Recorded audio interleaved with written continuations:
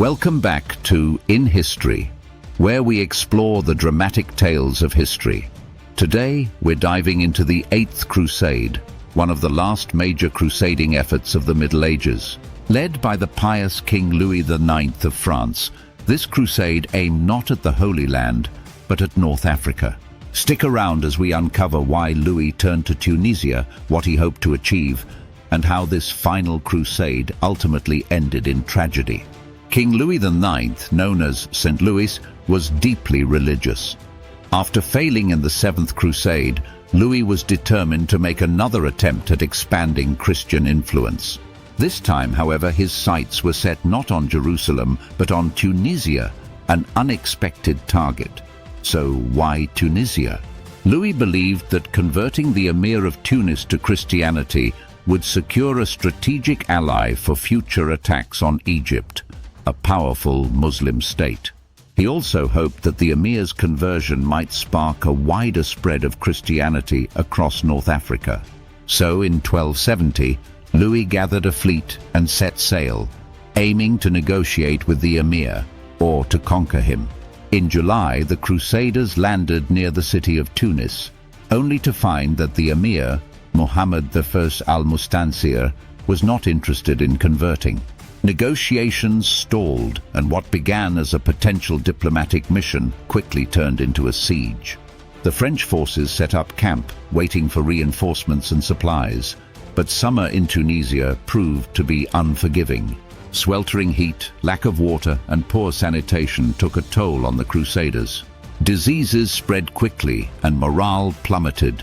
Then came the plague.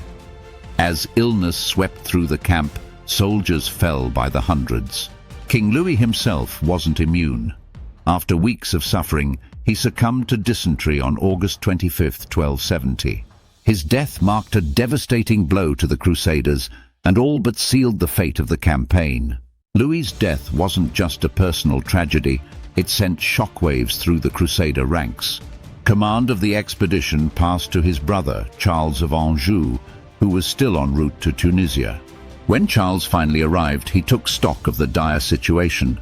Rather than pressing forward with the siege, Charles decided to negotiate. After weeks of talks, a peace treaty was signed between the Crusaders and the Emir of Tunis. The treaty allowed Crusaders to withdraw in peace and secured commercial privileges for Christian merchants in Tunis. However, it didn't fulfill any of Louis's grand religious ambitions. It wasn't a triumphant victory, but a retreat with minor concessions. The Eighth Crusade was a tragic and somewhat anticlimactic chapter in crusading history. It lacked the dramatic victories of earlier crusades, and its results were minimal compared to the costs. However, it highlighted the changing priorities of European powers. Enthusiasm for crusading was waning, and the days of large-scale campaigns to the Holy Land were coming to an end. Instead, European rulers began to focus more on local conflicts and internal politics.